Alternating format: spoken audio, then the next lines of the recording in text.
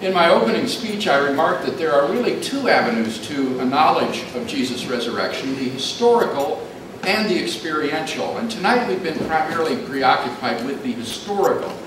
I've argued first that there are four historical facts which any adequate historical hypothesis must account for, and that second, the best explanation of those facts is that Jesus rose from the dead.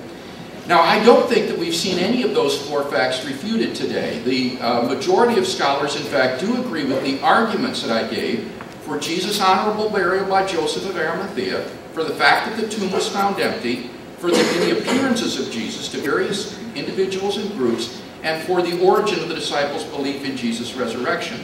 Dr. Ehrman's dropped his argument based on the inconsistencies in the narratives, as I showed that those lie in the peripheral details, not at the heart of the narratives, and that we have a remarkable harmonious account of these four fundamental facts. His only point that remained in the last speech was with respect to the women's role, and again I would simply suggest that as women disciples of Jesus who are faithful to Jesus and involved in his support and following him, they don't represent marginalized people. And besides that, is independently attested. This is not a mark and feature, remember. We have multiple independent sources of the women's role in the discovery of Jesus' empty tomb. So what about that second crucial contention that the resurrection of Jesus is the best explanation? I showed how the argument based on probability that he gives over and over again in his written word is fallacious. And he says, well, Hume isn't talking about my argument, he's talking about the impossibility of miracles. That is simply mistaken. Hume's argument is against the identification of miracles based upon their improbability. And that doesn't answer my fundamental point, that he cannot say the resurrection of Jesus is improbable, because he says the historian can't make judgments about that sort of thing. And even if it were improbable, he's got to consider all of the other evidence that would outbalance that. Now he says, well, look at these other hypotheses. Perhaps, for example, family members of Jesus stole the body. Isn't that more probable? Well, I don't think so. Notice there's no motive in that case for stealing the body. The family members of Jesus didn't believe in him during his lifetime. Nobody else other than Joseph and his servants and the women disciples even knew where the body had been interred.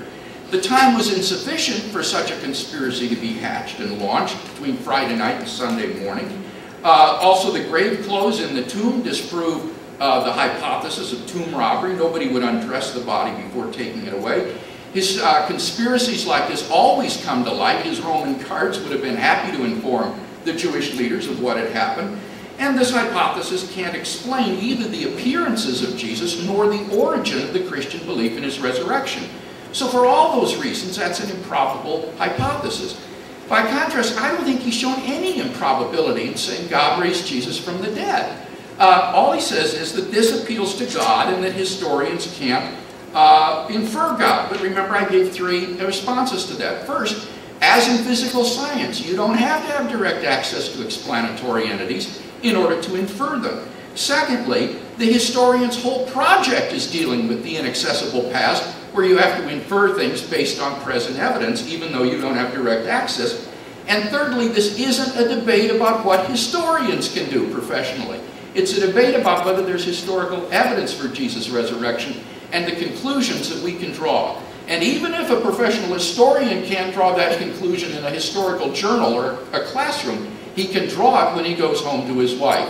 And we can draw it if we think that the evidence is best explained in that way too. In short, I don't think that there's any good reason for thinking that the historical evidence for the resurrection of Jesus is not best explained by the resurrection. And I want to conclude now just by saying something about that other avenue to a knowledge of the resurrection, that experiential approach. You see, if Christ is really risen from the dead, as the evidence indicates, then that means that Jesus is not just some ancient figure in history or a picture on a stained glass window. It means that he is alive today and can be known experientially.